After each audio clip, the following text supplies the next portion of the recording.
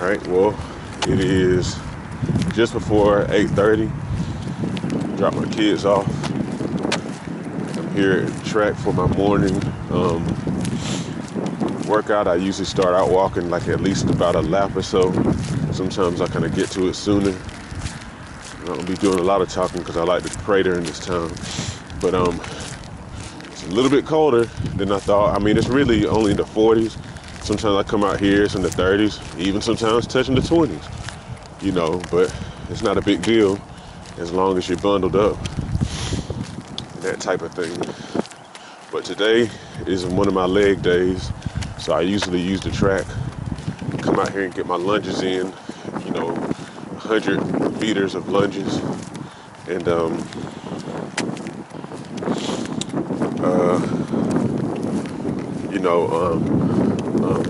I might do some of my squats out here. I may do those later on whenever I'm at home.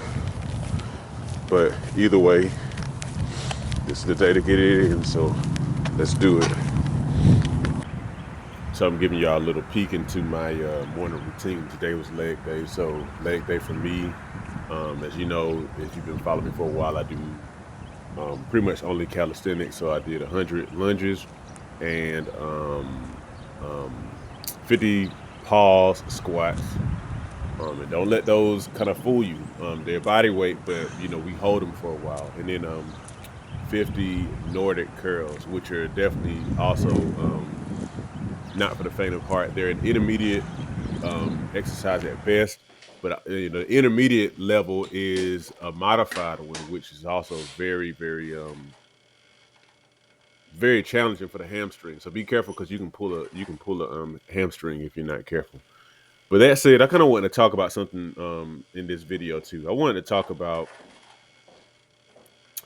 um, like a lot of times people will look at folks like me, personal trainers, fitness trainers, celebrities who are in great shape or athletes, and just kind of be like, man, they just have, they just were born with that particular kind of mindset, and it kind of comes easier for them for some reason than it does for me. So I wanted to address that. If you're somebody who has kind of wondered how trainers like me or athletes or whoever, um, how we are able to endure the process of sacrificing to exercise or to put healthy stuff in our bodies and whatnot. I had two thoughts about that. So my first thought about that is, um in a sense, it is a little easy. um and what I mean by that, pay careful attention to what I mean, is if you have gone without something for a while, then it is easy for you to avoid it. Or if you have done something for a while, it's easy for you to do it. Really, all I'm talking about is the creation of and the following of habits. Now, for example, one thing I've talked about a few times in various videos that I've recorded is how I wean myself off of Coca-Cola. And even though it is true, yes, it's true, I do still like Coca-Cola. I don't drink one, but excuse me, I don't drink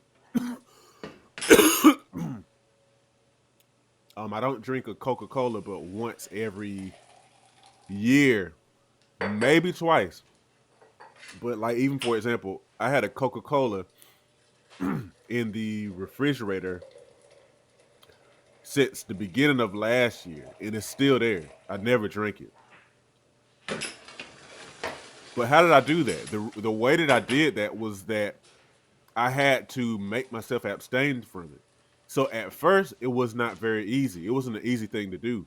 But I told myself, I made a decision one day, okay, I have to be disciplined with this. I can't be drinking all these Coca-Colas and stuff like that, And I didn't even really know then. This is back when I was maybe a teenager or my early 20s. I didn't know prior to that time how harmful sugar was. I knew that it wasn't good to consume a lot of sugar.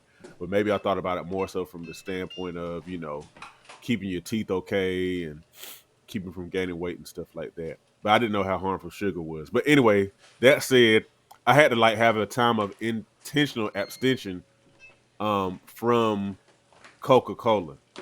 And so basically I fasted from it. And after a while, I was used to just drinking water. And it got to the point where um I just didn't want it as much. And I would drink it every now and then. Now, I will say also that there have been some times where I drank it like a holiday. Maybe I drank it a couple of times and I started feeling those old cravings coming back. So I had to, again, pull back.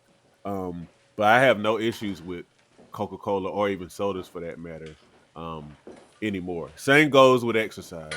As you see in this video here, me doing some of the stuff I do for my leg day. Um, is it easier for me? Sure it is. And I do have a past in exercising like with my dad and stuff like that. Me and my brothers will exercise with him. We go running and then we do like some sit-ups or whatever. And that was something that as a kid, it didn't feel very comfortable to me, but I was really motivated by just seeing my dad do it and just like the idea of it at that point, even in my single digits, it was kind of cool to me. Um, so I did that, and we didn't do it like all the time, but we did it here and there. And it was something that I kind of decided that I wanted to continue to do as I got older, just exercising, being in shape and whatnot. So by virtue of the fact I've been doing that stuff since I was like probably about single digits, later single digits or whatever, it is a little easier for me. And I understand that a lot of people don't have that exposure at a young age like I did. However, I still want you to understand though that it does feel difficult. And even now it feels difficult at times. I have the advantage of having developed a habit and having that feeling that comes with doing something for a long time where you feel like it's a part of your life, and if you miss it, you're kind of bummed out because it's a part of your life. I do have that advantage, but it feels hard. Even these mornings down here in Georgia where it's been, 40s, 30s, even like upper 20s or mid 20s actually about a week or two ago. Um it's hard, man. It's hard. But thankfully I have some cold weather stuff. Now it doesn't cut all that wind, but I already know mentally that if I just kind of get out there and do it, then eventually I'm not going to really feel the ice coldness of the wind anymore and it's going to be okay.